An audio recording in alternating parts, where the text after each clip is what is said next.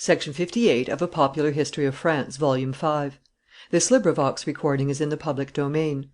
A Popular History of France from the Earliest Times, Volume 5, by François Guizot. Translated by Robert Black. CHAPTER XLVI. Louis XIV. And Home Administration. Part 3. Seignelay had spent freely, but he left at his death more than 400,000 livres a year.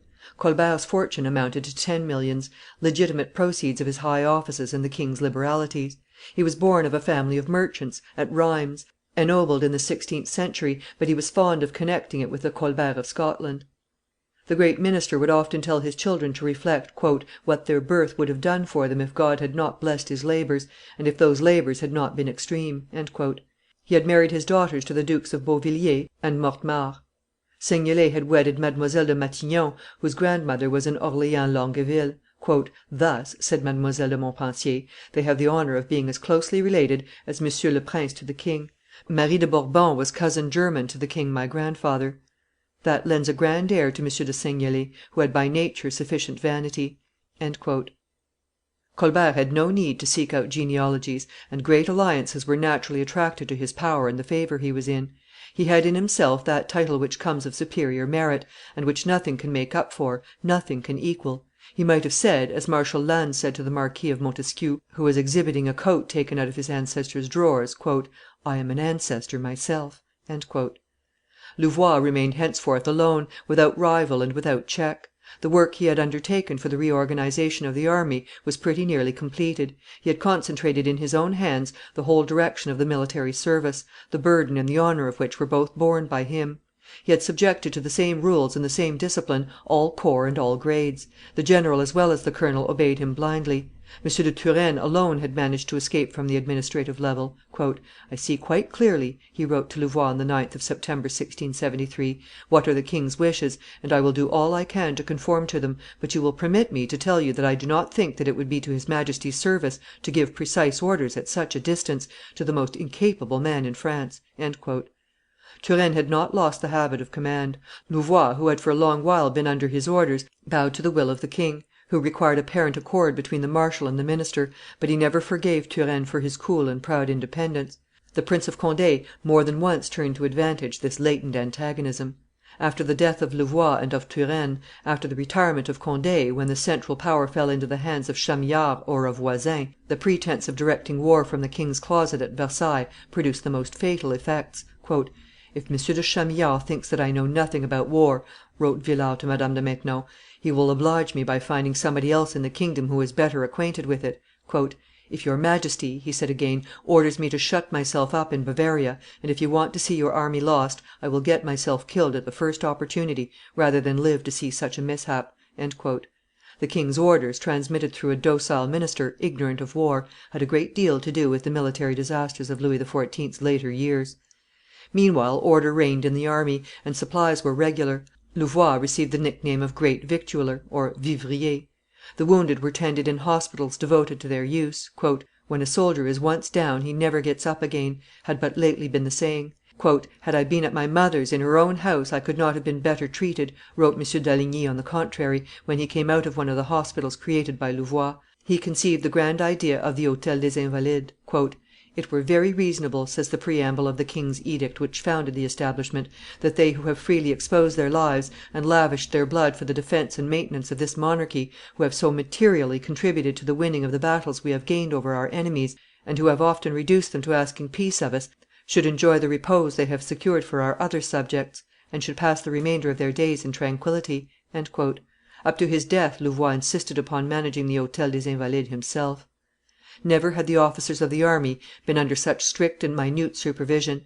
Promotion went by seniority, by "the order on the list," as the phrase then was, without any favor for rank or birth. Commanders were obliged to attend to their corps. "Sir," said Louvois one day to M. de Nogaret, "your company is in a very bad state." "Sir," answered Nogaret, "I was not aware of it." "You ought to be aware," said M. de Louvois: "have you inspected it?" "No, sir," said Nogaret. "You ought to have inspected it, sir." "Sir, I will give orders about it." "You ought to have given them. A man ought to make up his mind, sir, either to openly profess himself a courtier or to devote himself to his duty when he is an officer." Education in the schools for cadets, regularity in service, obligation to keep the companies full instead of pocketing a portion of the pay in the name of imaginary soldiers who appeared only on the registers, and who were called dummies (passe volants), the necessity of wearing uniform, introduced into the army customs to which French nobility, as undisciplined as they were brave, had hitherto been utter strangers.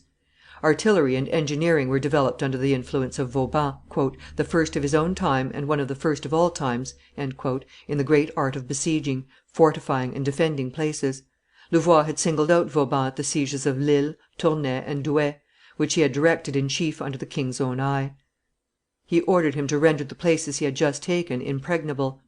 "This is no child's play," said Vauban on setting about the fortifications of Dunkerque, "and I would rather lose my life than hear said of me some day what I hear said of the men who have preceded me." Louvois' admiration was unmixed when he went to examine the works. "The achievements of the Romans, which have earned them so much fame, show nothing comparable to what has been done here," he exclaimed. "They formerly levelled mountains in order to make high roads, but here more than 400 have been swept away. In the place where all those sandbanks were, there is now to be seen nothing but one great meadow. The English and the Dutch often send people hither to see if all they have been told is true. They all go back full of admiration at the success of the work and the greatness of the master who took it in hand." It was this admiration and this dangerous greatness which suggested to the English their demands touching Dunkerque during the negotiations for the peace of Utrecht. The honesty and moral worth of Vauban equalled his genius; he was as high minded as he was modest. Evil reports had been spread about concerning the contractors for the fortifications of Lille. Vauban demanded an inquiry. "You are quite right in thinking, my lord," he wrote to Louvois, to whom he was united by a sincere and faithful friendship, "that if you do not examine into this affair, you cannot do me justice, and if you do it me not, that would be compelling me to seek means of doing it myself, and of giving up forever fortification and all its concomitants. Examine, then, boldly and severely; away with all tender feeling, for I dare plainly tell you that in a question of strictest honesty and sincere fidelity I fear neither the king, nor you, nor all the human race together. Fortune had me born the poorest gentleman in France, but in requital she honored me with an honest heart, so free from all sorts of swindles that it cannot bear even the thought of them without a shudder." It was not until 8 years after the death of Louvois, in 1699, when Vauban had directed 53 sieges, constructed the fortifications of 33 places, and repaired those of 300 towns, that he was made a marshal, an honor that no engineer had yet obtained. "The king fancied he was giving himself the baton," it was said, "so often had he had Vauban under his orders in besieging places." The leisure of peace was more propitious to Vauban's fame than to his favor. Generous and sincere as he was, a patriot more far sighted than his contemporaries, he had the courage to present to the king a memorial advising the recall of the fugitive Huguenots, and the renewal, pure and simple, of the Edict of Nantes. He had just directed the siege of Brisach and the defence of Dunkerque when he published a great economical work entitled La Dîme Royale, the fruit of the reflections of his whole life, fully depicting the misery of the people and the system of imposts he thought adapted to relieve it. The king was offended; he gave the marshal a cold reception, and had the work seized. Vauban received his death blow from this disgrace. The royal edict was dated March 19, 1707. The great engineer died on the 30th; he was not quite 74. The king testified no regret for the loss of so illustrious a servant, with whom he had lived on terms of close intimacy. Vauban had appeared to impugn his supreme authority; this was one of the crimes that Louis XIV. Never forgave. In 1683, at Colbert's death, Vauban was enjoying the royal favor, which he attributed entirely to Louvois. The latter reigned without any one to contest his influence with the master. It had been found necessary to bury Colbert by night to avoid the insults of the people, who imputed to him the imposts which crushed them. What an unjust and odious mistake of popular opinion, which accused Colbert of the evils which he had fought against and at the same time suffered under to the last day! All Colbert's offices, except the navy, fell to Louvois or his creatures. Claude Lepelletier, a relative of Le Tellier, became comptroller of France. He entered the council. M. de Blainville, Colbert's second son, was obliged to resign in Louvois' favor the superintendence of buildments, of which the king had previously promised him the reversion. All business passed into the hands of Louvois. Le Tellier had been chancellor since 1677. Peace still reigned. The all powerful minister occupied himself in building Trianon, bringing the river Eure to Versailles, and establishing unity of religion in France. "The counsel of constraining the Huguenots by violent means to become Catholics was given and carried out by the Marquis of Louvois. says an anonymous letter of the time. "He thought he could manage consciences and control religion by those harsh measures which, in spite of his wisdom, his violent nature suggests to him almost in everything." Louvois was the inventor of the dragonnades; it was his father, Michael Le Tellier, who put the seals to the revocation of the Edict of Nantes; and a few days before he died, full of joy at his last work, he piously sang the canticle of Simeon. Louis XIV. And his ministers believed in good faith that Protestantism was stamped out. "The king," wrote Madame de Maintenon, "is very pleased to have put the last touch to the great work of the reunion of the heretics with the church. Father La Chaise, the king's confessor, promised that it would not cost a drop of blood, and M. de Louvois said the same thing." Emigration in mass, the revolt of the Camisards, and the long continued punishments, were a painful surprise for the courtiers accustomed to bend beneath the will of Louis XIV.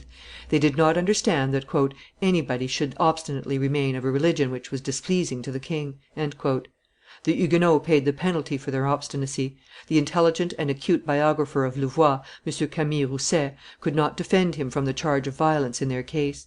On the 10th of June, 1686, he wrote to the superintendent of Languedoc, "On my representation to the king of the little heed paid by the women of the district, in which you are to the penalties ordained against those who are found at assemblies, his Majesty orders that those who are not demoiselles (that is, noble) shall be sentenced by M. de Baville to be whipped and branded with the fleur de lis." He adds, on the 22d of July, "The king having thought proper to have a declaration sent out on the 15th of this month, whereby his Majesty orders that all those who are henceforth found at such assemblies shall be punished by death, M. de Baville will take no notice of the decree I sent you relating to the women, as it becomes useless by reason of this declaration." The king's declaration was carried out, as the sentences of the victims prove: condemned to the galleys, or condemned to death, for the crime of assemblies. This was the language of the Roman emperors; 17 centuries of Christianity had not sufficed to make men comprehend the sacred rights of conscience. The refined and moderate mind of Madame de Sevigne did not prevent her from writing to M. de Bussy on the 28th of October, 1685, "You have no doubt seen the edict by which the king revokes that of Nantes; nothing can be more beautiful in its contents, and never did or will any king do anything more memorable." The noble libertine and free thinker replied to her, "I admire the steps taken by the king to reunite the Huguenots. The war made upon them in former times and the St. Bartholomew gave vigor to this sect; his Majesty has sapped it little by little, and the edict he has just issued, supported by dragoons and Bourdaloue, has given it the finishing stroke." It was the honorable distinction of the French Protestants to proclaim during more than 2 centuries, by their courageous resistance, the rights and dues which were ignored all around them. Whilst the Reformers were undergoing conversion, exile, or death, war was recommencing in Europe, with more determination than ever on the part of the Protestant nations, indignant and disquieted as they were. Louvois began to forget all about the obstinacy of the religionists, and prepared for the siege of Philipsburg and the capture of Manheim and Coblentz. "The king has seen with pleasure," he wrote to Marshal Boufflers, "that after well burning Coblentz, and doing all the harm possible to the elector's palace, you were to march back to Mayence." The haughtiness of the king and the violence of the minister went on increasing with the success of their arms; they treated the pope's rights almost as lightly as those of the Protestants.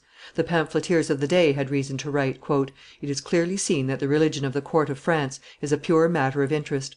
The king does nothing but what is for that which he calls his glory and grandeur; Catholics and heretics, holy pontiff, church, and anything you please, are sacrificed to his great pride; everything must be reduced to powder beneath his feet; we in France are on the high road to putting the sacred rights of the Holy See on the same footing as the privileges granted to Calvinists; all ecclesiastical authority is annihilated; nobody knows anything of canons, popes, councils; everything is swallowed up in the authority of one man: the king willeth it." France had no other law any longer, and William III. saved Europe from the same enslavement. The Palatinate was in flames; Louvois was urging on the generals and armies everywhere, sending despatch after despatch, orders upon orders. "I am 1,000 times more impatient to finish this business than you can be," was the spirited reply he received from M. de la Hoguette, who commanded in Italy in the environs of Cuneo.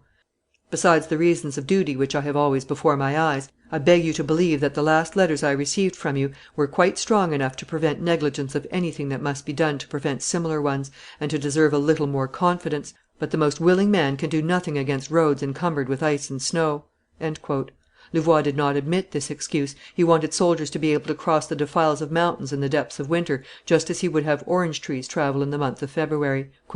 I received orders to send off to Versailles from La Meilleraye the orange trees which the Duke of Mazarin gave the king," writes Superintendent Foucauld in his journal. "M. Louvois, in spite of the representations I made him, would have them sent by carriage through the snow and ice; they arrived leafless at Versailles, and several are dead. I had sent him word that the king could take towns in winter, but could not make orange trees bear removal from their hothouses." The nature and the consciences of the Protestants were all that withstood Louis XIV. And Louvois. On the 16th of July, 1691, death suddenly removed the minister, fallen in royal favor, detested and dreaded in France, universally hated in Europe, leaving, however, the king, France, and Europe with the feeling that a great power had fallen, a great deal of merit disappeared. "I doubt not," wrote Louis XIV. To Marshal Boufflers, "that, as you are very zealous for my service, you will be sorry for the death of a man who served me well."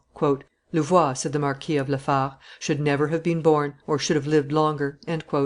The public feeling was expressed in an anonymous epitaph: "Here lieth he who to his will bent every one, knew everything Louvois, beloved by no one, still leaves everybody sorrowing."